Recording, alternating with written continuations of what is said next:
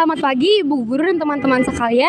Perkenalkan, kami dari kelompok A yang beranggotakan saya Helga, saya Natasha, saya Teresa, Saya Christian. Saya Geraldo. Saya Raven. Saya Joshua. Saya Richard. Saya Christopher.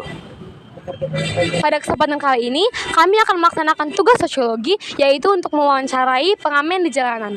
Selamat menyaksikan video kami.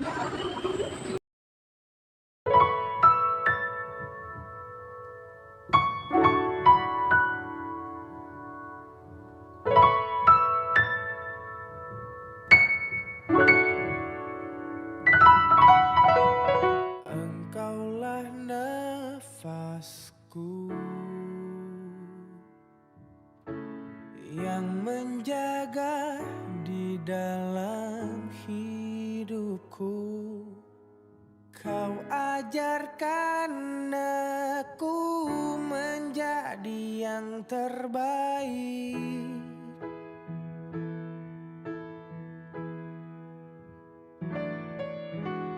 Kau tak pernah lelah sebagai penopang dalam hidupku. Kau berikan aku semua yang terindah. Aku hanya memanggilmu ayah di saat kehilangan menjadi yang terbaik. Aku hanya Permisi Bang, jadi kami dari SMA Santo Thomas 1 Medan. Nah, di sini kami mau melaksanakan tugas dari sekolah, yaitu untuk mewawancarai orang Bang. Nah, sebelumnya apakah Abang bersedia untuk kami wawancarai? Siap, kasih. Oke Bang, kalau gitu bisa ngawancara di sana aja nggak kita Bang? Iya. Oke Bang, makasih Bang.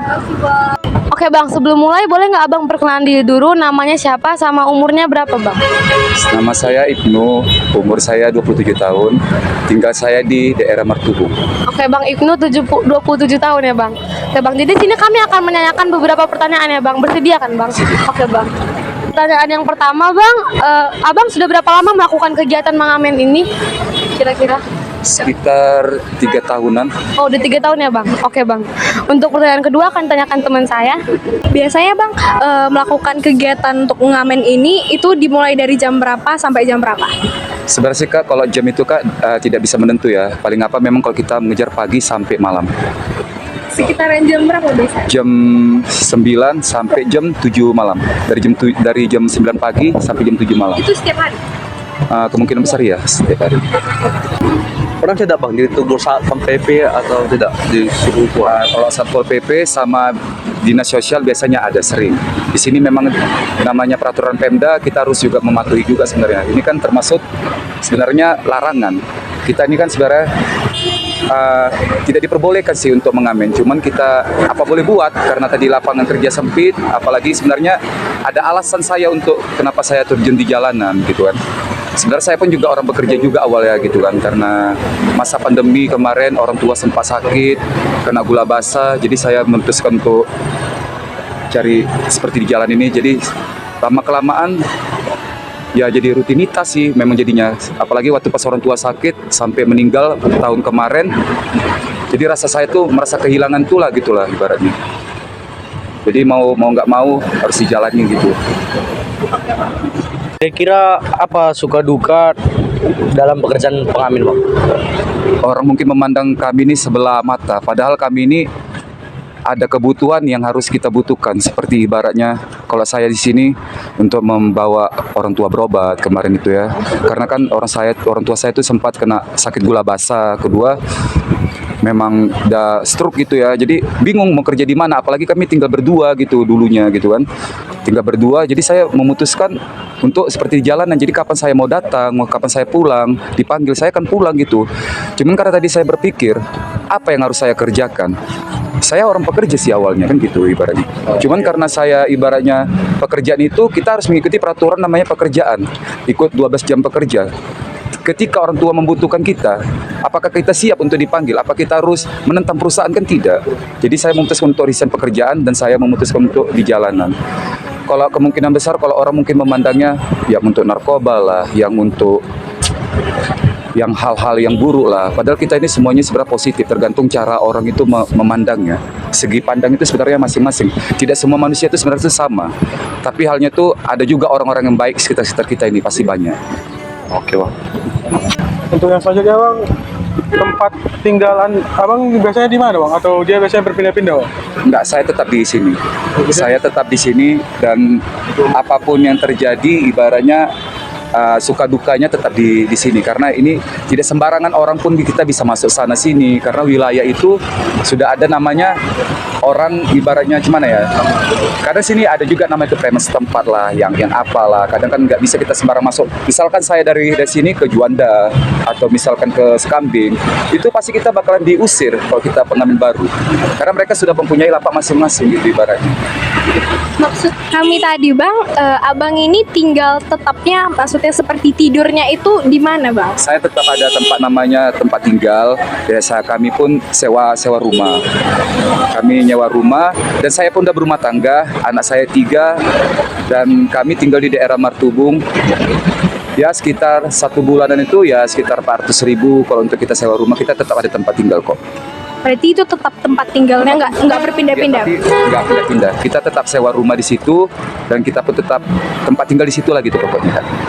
Mengapa bang tidak memilih pekerjaan lain dan memutuskan untuk menjadi pengamen? Seperti yang saya bilang tadi, saya bukan tidak mau bekerja, asal muasalnya tadi karena pedomannya orang tua tadi saya sakit, saya tidak bisa untuk ibaratnya fokus untuk bekerja karena kalau bekerja ini kan kita mengikuti namanya suatu perusahaan tadi, kita mengikuti namanya 12 jam pekerjaan. Ketika orang tua kita memanggil posisi sakit, orang tua itu karena sakit stroke, kena gula basah, tidak bisa jalan, tidak bisa bergerak, apalagi saya ini posisinya karena tinggal berdua sama orang tua, jadi halnya ya kemungkinan besar saya nggak bisa untuk lanjuti pekerjaan. Saya memutuskan untuk resign. Saya berasal dari kerjaan PT MAN Mineral Abadi Nusantara, yaitu dari Jawa Marriott ke Centerpoint. Jadi saya memutuskan tender itu tadi untuk ya namanya kita ya sebagai anak untuk memilih orang tua itu adalah nomor 1 ya kalau kita ya. Kalau masalah hal yang lain pekerjaan itu pasti sudah ada yang mengatur yang di atas. Baik buruknya itu seperti kita jalani aja, daripada kita menganggur, daripada kita merampok, daripada kita apa, lebih bagus kita jalani apa adanya. Dikasih syukur, tidak dikasih sudah. Apakah abang terpaksa untuk menjadi pengamen? Terpaksa atau diterpaksanya sebenarnya tergantung diri sendiri. Terpaksa itu karena keadaan.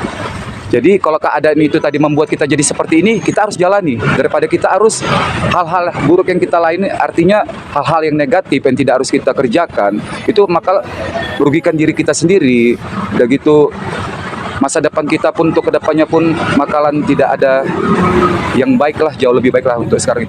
Apapun yang dibilang orang tentang jalanan ini tidak seburuk apa yang mereka pikirkan. Semua ini tergantung pada diri mereka menanggapinya. Jadi bang, untuk pendapatan mengamen dari dalam 1 hari itu berapa kira-kira bang? Kalau kita pendapat itu sebenarnya itu tidak bisa dibilang kita pastikan, kadang mau bisa 50, kadang mau 70, tergantung orang. Tadi kita kan mengharapkan orang lain. Orang yang baik hati bakal ngasih, orang tidak baik yang tidak pengertian, ya kita pun mohon maklum. Karena kan semua itu tergantung terpulang sama diri kita sendiri. Ya sekarang kan kadang tanggapan orang untuk melihat jalannya sisi jalanan, nanti kalau aku berikan untuk narkoba, nanti kalau untuk publikan ini untuk hal-hal yang negatif. Jadi hal buruknya tuh gara-gara satu bisa kena imbasnya semua. Padahal kita tadi itu sebenarnya ada yang untuk kebutuhan ke rumah. Kalau orang-orang mengerti, kita untuk membantu keluarga. Harusnya tidak semua orang itu kita samakan rata. Kita ini semua manusia ini kita bisa dibilang berbeda berpikiran, berbeda pendapat. Kalau kita semua satu ini semua sama, mungkin banyak orang jahat ataupun semuanya bakalan jadi orang baik kan gitu ibaratnya. Siapa sih yang kita mau di jalanan ini? Karena keadaan dan keterpaksaan, karena keadaan tadi. Bang, saya mau tambahin. Tadi kan abang bilang pendapatan per hari itu nggak tentu. Tapi kalau misalnya kita kira-kirain bang, rentangnya berapa sampai berapa ya bang per hari udah dapat? Ya kemungkinan besar seperti hari Sabtu ini, kalau kita dari pagi sampai malam kemungkinan besar bisa dibilang 100.000 bisa dapat. Oh bisa kira-kira 100.000 ya bang per hari? Oke bang. Nah, kalau 100.000 itu ya karena kita bisa dibilang kalau hari Sabtu ini kan namanya weekend. Kalau bisa dibilang weekend itu begitu rame gitu orangnya. Kalau apalagi di sini pusat kan, pusat mau menuju ke Carrefour, pusat yang untuk bikin pusat perbelanjaan. Mungkin orang bisa berlalu lalang untuk keluar, mungkin bisa seperti itu. Jadi penghasilan di hari weekend misalnya Sabtu Minggu bisa lebih banyak daripada hari biasa ya bang? Betul Kak, betul. Nih bang, kami kan mau nanya tentang pendapatan abang. Jadi uang hasil pengamen abang itu apakah cukup untuk kebutuhan sehari-hari kayak kebutuhan abang dan juga kebutuhan orang tua abang? Sebenarnya Kak, kalau kebutuhan itu tadi harus dibisa-bisakan, harus diada-adakan. Karena kita harus belajar bersyukur gitu loh. Seberapa yang kita dapat, seberapa yang kita miliki, harus kita terima bersyukur itu. Kita ambil hikmahnya, kita ambil berkahnya aja gitu ke depan harinya. Jadi kita tidak harus dapat sekian gitu. Kita tidak bisa mematokkan gitu berapa yang kita penghasilan. Namanya kita ini seperti di jalan ini kita berharap sama orang lain. Berharap itu memang kadang sakit gitu, tapi ya kita gak bisa berharap sepenuhnya. Berarti kita berusaha, kita mau berusaha, pasti semua itu ada jalannya. Apakah penghasilan yang abang dapatkan digunakan untuk diri sendiri atau ada orang yang akan menagih sebagai hasil dari mengamen? Tidak, penghasilan saya jawabannya itu tidak untuk orang lain. Penghasilan itu untuk saya sendiri dan untuk keluarga saya sendiri. Karena kalau di sini tidak ada namanya preman setempat ataupun yang memungut biaya macam ibarnya malak-malak gitu, di sini tidak ada sama sekali.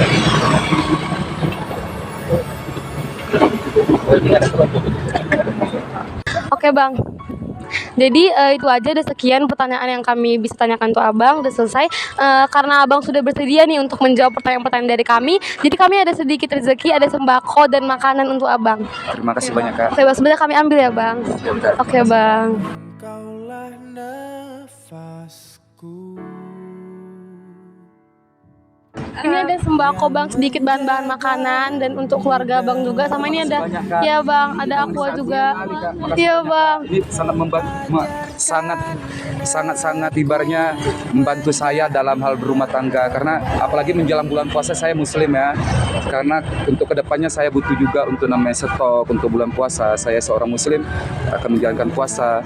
Apalagi dengan bantuan seperti ini saya sangat berterima kasih kali sama orang-orang kakak-kakak dan abang-abang di sini. Saya mensyukuri semua apa yang kakak berikan dan saya terima semuanya. Dan terima kasih banyaklah untuk orang-orang yang baik seperti kalian ini ya.